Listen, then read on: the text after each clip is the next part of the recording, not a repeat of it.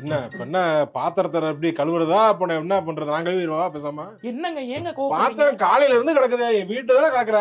இருங்க ஒவ்வொன்னா தானே வர. வீட்டுல இருக்க ஒரு பாத்திரம் அவ்வளவு பாத்திரம் குமிஞ்சு கிடக்கு, என்ன பண்ற நீ? வீட்டுல தானே இருக்க. புரியல எனக்கு ஒண்ணு. துணியை பூரா எடுத்து பெட்ல போட்டு வச்சிட்டாங்க. காஞ்ச துணியை பூரா எடுக்கல நீ. அது என்ன சொல்ல வீட்டுல இருக்க, நீ வீட்டுலதான் இருக்க. ஆனா இந்த சிம்பிள் வேலையை கூட எடுத்து உள்ள கூட போட முடியாது. அடிக்கிறதே போனா அடிக்கலாம், உள்ளதுக்கு போடணும்ல. 2 ஏங்க நீங்க எங்க மாப்ப போட்டு பண்ணீங்க?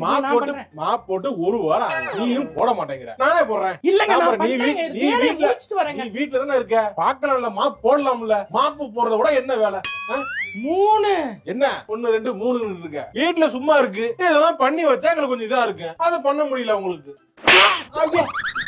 என்ன எதுக்கு இப்ப அடிச்ச? என்னடா நினைச்சுக்கிருக்க? என்னை பார்த்தா கேன மாதிரி தெரியுதா உனக்கு? அப்படி எல்லாம் தெரியல. நானும் பாத்துக்கிட்டு இருக்கேன் அப்பையில இருந்து. வீட்டுல தானே இருக்க, வீட்டுல தானே இருக்க, குத்தி காமிச்சு பேசுறேன். குத்தி காட்டலாமா? குத்தி எடுத்து குத்தி காமிச்சு பேசிடுவேன். அது சும்மா துணி இருக்கு. வீட்டுல சும்மா இருக்கேன்னு நினைச்சியா?